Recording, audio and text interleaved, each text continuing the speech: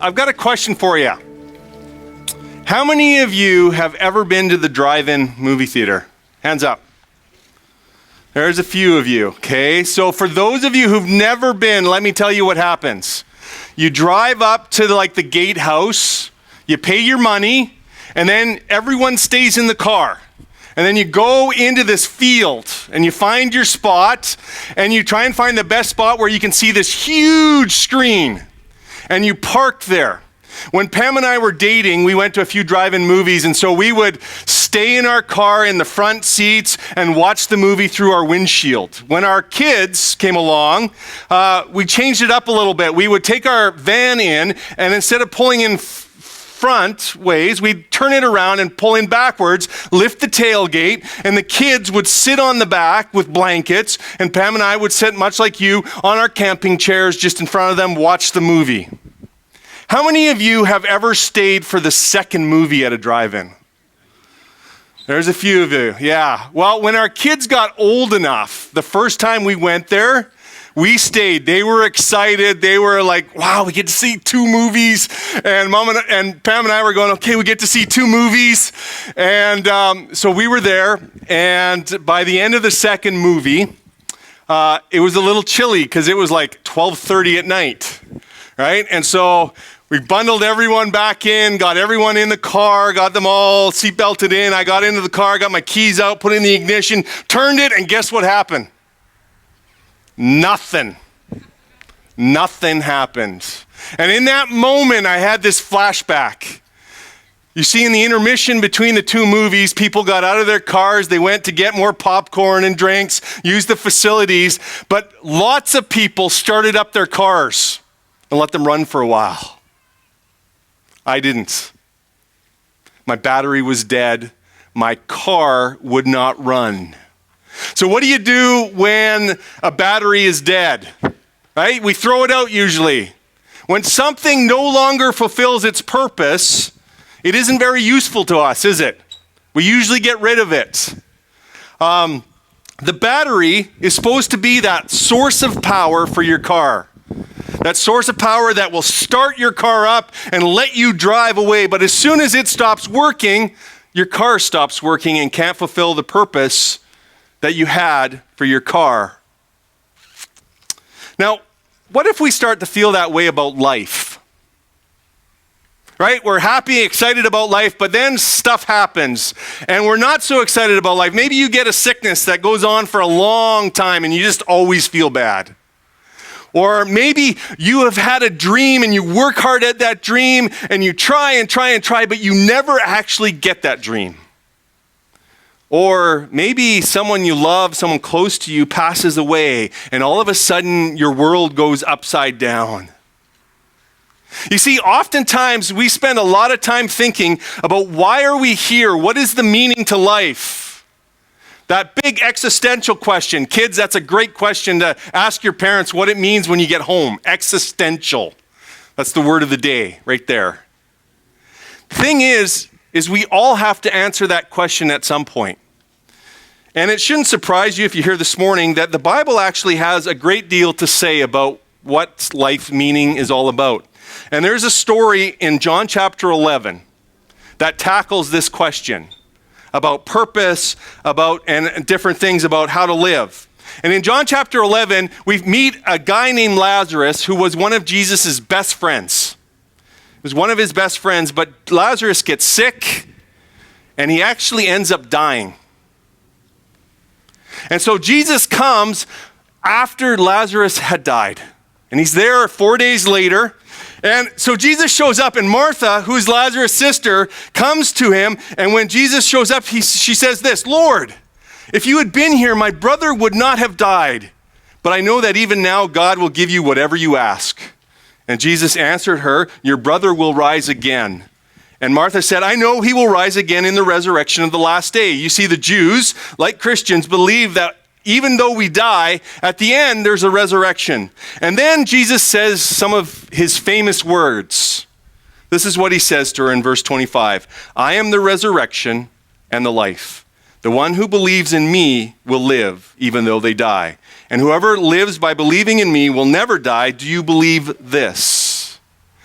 Over the summer, we've been looking at a lot of promises that the Bible tells us that God gives us. And this is the promise that I want to look at this morning, just for a couple of minutes. This promise that Jesus says, after he says, I'm the resurrection and the life, he says this, anyone who believes this, or believes in him, will what? Will live. Okay? So I want you to repeat after me this promise. I'm going to say it once, and then I'm going to count to 3, and I want you all to yell this promise. Ready?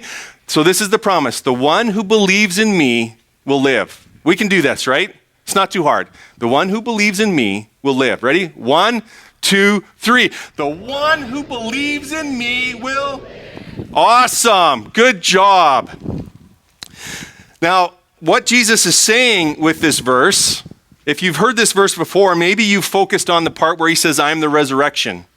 And often Christians really love that part, and they should, because what Jesus is saying there is he has power over death.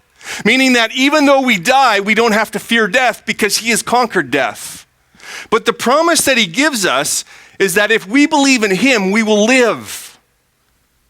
Not just after our death, but now, today. What Jesus is saying here is that he is the source for our life.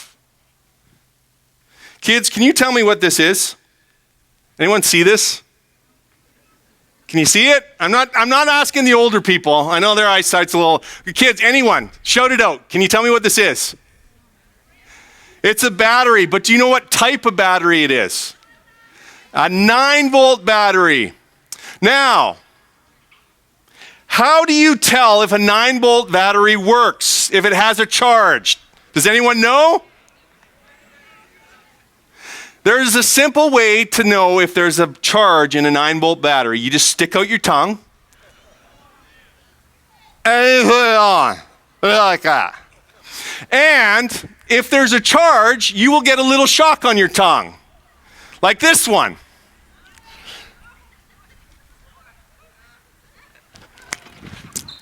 So if you've never done that, kids, you can find me after the service and I'll let you try. One with the dead battery, one with the live battery, and you can see the difference, okay? No one has died that I know of from testing a 9-volt battery, okay? Just so you're aware of that. Here's the challenge that we have. When we live our life, the challenge is to try and figure out what's the right source to connect our life to. And we go through our life trying to pick the right source to connect our life to. And some of us, we try and do good at school. That's what we're trying to do. We're trying to succeed at school, get good grades, and that will make us happy. That will bring us joy. That will bring us significance. Some of us, we pursue well-paying jobs, believing that if we have enough money, then we'll have a good life. Others of us try and find that special someone, that will make us happy, that someone who will love us, that we can love. Others of us try and have great families. And if all those things work out well, we think life is going really good. We really do. But then Jesus comes along and says, look, I am life. And when he says that, what he means is that if we don't have him, we actually will not experience the life he has designed us for. We will get distracted with a lot of other sources, but we will never actually live like he wants us to live.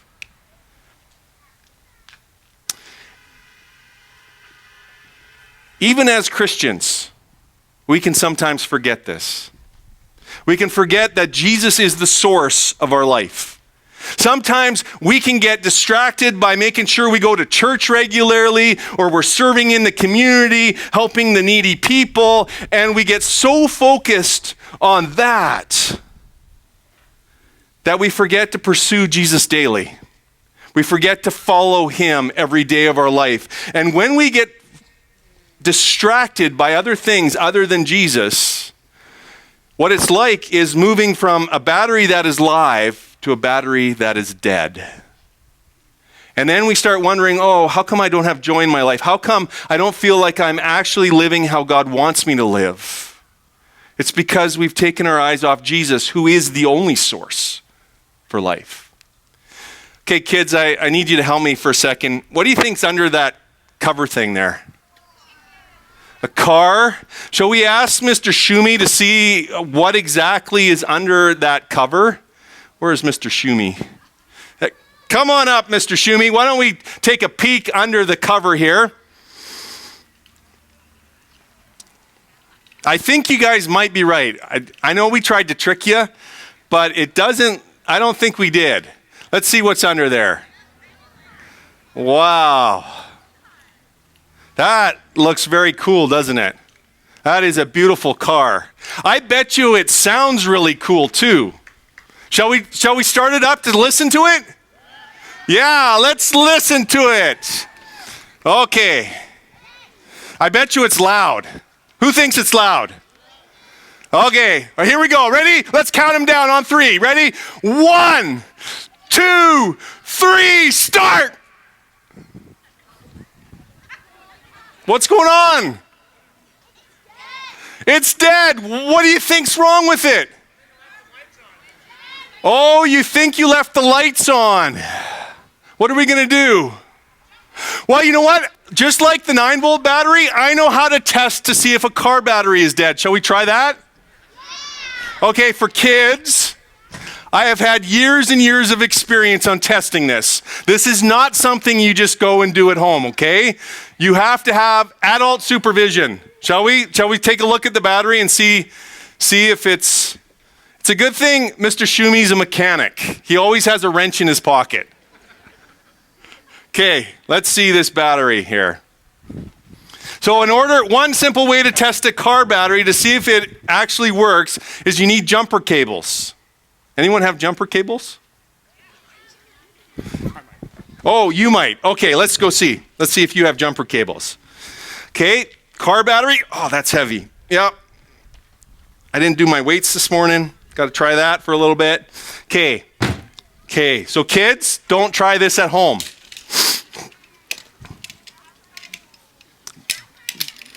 Don't try this at home.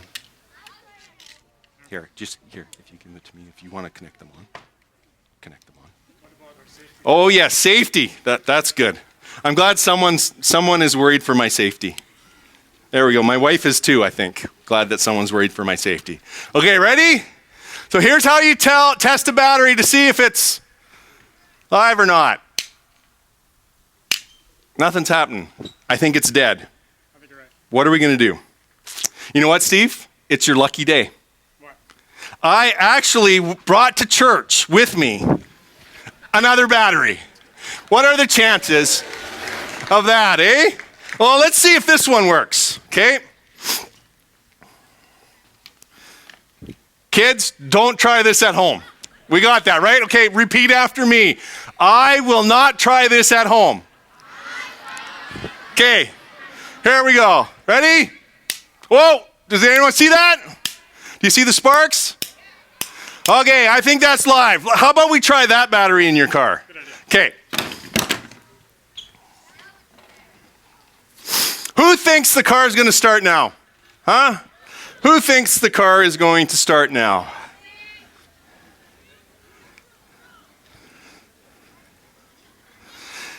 You see, cars can look great. They can have awesome tires, beautiful paint jobs, comfortable seats.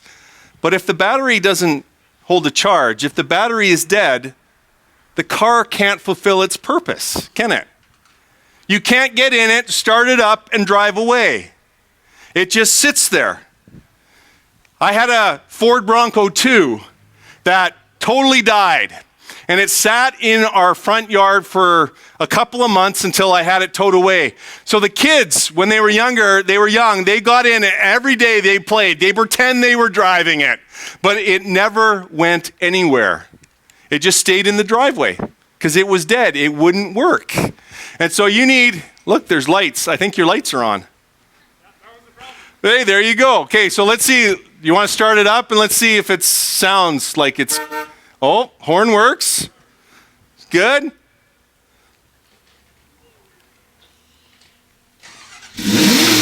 Oh, there we go. There we go.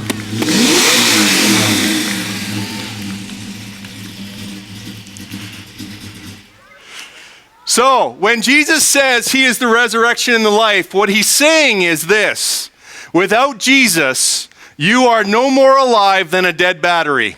That's what he's saying. So without Jesus, you can't live your life the way he has designed you to live.